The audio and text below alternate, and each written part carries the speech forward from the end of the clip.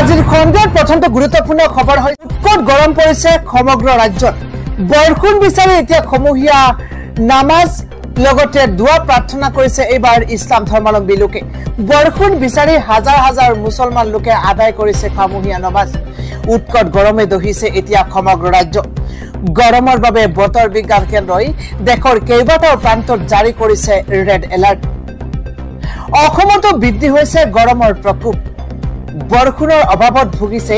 বিলাসীপাৰাৰ জনতা গৰমৰ বাবে চিৰাল ফাট মিলিছে এতিয়া খেতি পথাৰত নষ্ট হৈছে লাখ লাখ টকাৰ খেতি নষ্ট হৈছে ইৰি ধানৰ খেতি নষ্ট হৈছে আন বহুতো শস্যৰ পথাৰ হাহাকাৰ অৱস্থাৰ সৃষ্টি হৈছে এতিয়া কৃষকসকলৰ মাজত বৰষুণ হোৱাৰ বাবে আল্লাহৰ ওচৰত খমুহিয়াভাৱে নামাজ আদায় কৰি দোৱা কৰিছে ইছলাম ধৰ্মাৱলম্বী লোকে এতিয়া কক পকাইছে জনতা খৰাঙৰ মাজতে এতিয়া বান পৰিস্থিতিয়ে দেখা দিছে বিধ্বংসী বানত এবাৰ ৩৫ গৰাকীকৈ লোকৰ মৃত্যু হৈছে ইফালে ৪০,০০০ লোকে নিজৰ ঘৰ বাৰী এৰা পৰিলক্ষিত হৈছে আৰম্ভ হৈছে প্ৰকৃতিৰ ধ্বংসলীলা ইখনৰ পিছত সিখনকৈ দেখি এতিয়া বানৰ কবলত পৰিছে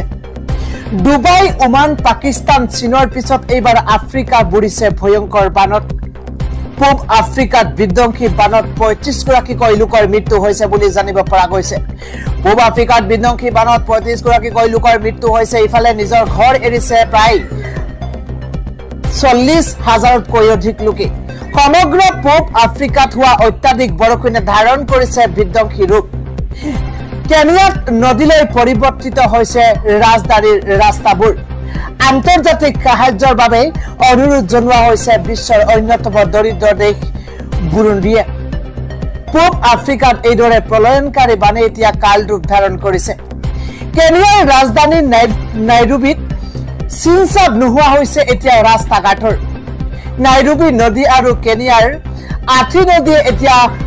কাল ৰূপ ধাৰণ কৰিছে ৪০,০০০ৰো অধিক লোক এতিয়া স্থানচ্যুত হৈ বানৰ ফলত স্থানচ্যুত হৈছে বুলি জানিব পৰা গৈছে আটাইতকৈ প্ৰভাৱিত হৈছে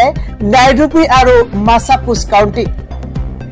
ভয়ংকৰ সতৰ্কবাণী জাৰি কৰিছে জলবায়ু বিশেষজ্ঞই